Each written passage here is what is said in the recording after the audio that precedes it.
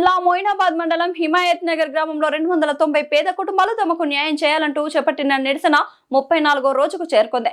గ్రామ ప్రజలు పెద్ద ఎత్తున ధర్నాలో పాల్గొని ప్రభుత్వానికి వ్యతిరేకంగా నినాదాలు చేశారు. గ్రామస్తుల కథనం ప్రకారం సుమారు 19 సంవత్సరాల క్రితం తమకు ఒక్కో కుటుంబానికి 60 గజాల చొప్పున ఇంటి స్థలాల పట్టాలు మంజూరు చేశారని, అయితే ఇప్పటి వరకు ఆ స్థలాలను తమకు అప్పగించలేదని ఆవేదన వ్యక్తం చేస్తున్నారు. ఇటీవల తమకు కేటాయించిన స్థలాలను ప్రభుత్వం వెనక్కి తీసుకుందని వారు ఆరోపిస్తున్నారు. ఇప్పటికే మంజూరైన 60 గజాల ఇంటి స్థలంను తిరిగి తమకే కేటాయించాలని డిమాండ్ చేస్తూ గ్రామస్తులు నిరవధిక ధర్నా కొనసాగిస్తున్నారు. 34 రోజులుగా ఆందోళన చేస్తున్నప్పటికీ ప్రభుత్వం తన సమస్యను పట్టించుకోకపోవడం లేదని వారు ఆవేదన వ్యక్తం చేశారు. ధర్నా వేదిక వద్ద 60 గజాలు వచ్చుడో సచ్చుడో అంటూ నినాదాలతో నిరసన వ్యక్తం చేసిన గ్రామ ప్రజలు ప్రభుత్వం వెంటనే స్పందించి తమకు న్యాయం చేయాలని విజ్ఞప్తి చేశారు.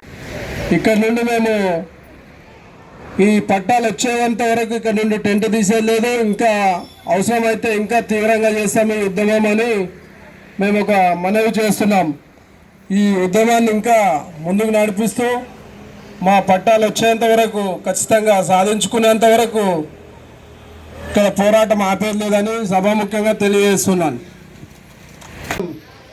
Survey number 151 Himayat Nagar village Moinabad mandal Moinabad municipality Rangareddy district Chevella constituency 34 రోజుల నుండి ధర్నా చేస్తుండగా మనకి ఇదివరకు గవర్నమెంట్ అవునా కాదా స్పందించకపోగా ఈ వానకు ఈ గుడిసె కూలి మా కట్టెలు మన మీద పడుతున్నాయి. టెంట్ విరిగిపోయింది, రాత్రి పొద్దుగాల వచ్చి రిపేర్ చేసినాం తెలుసు కదా.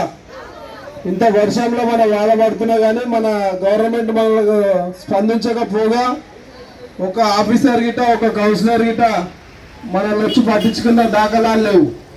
అవునా కదా? మన ఎమ్మెల్యే వచ్చిండా కనీసం?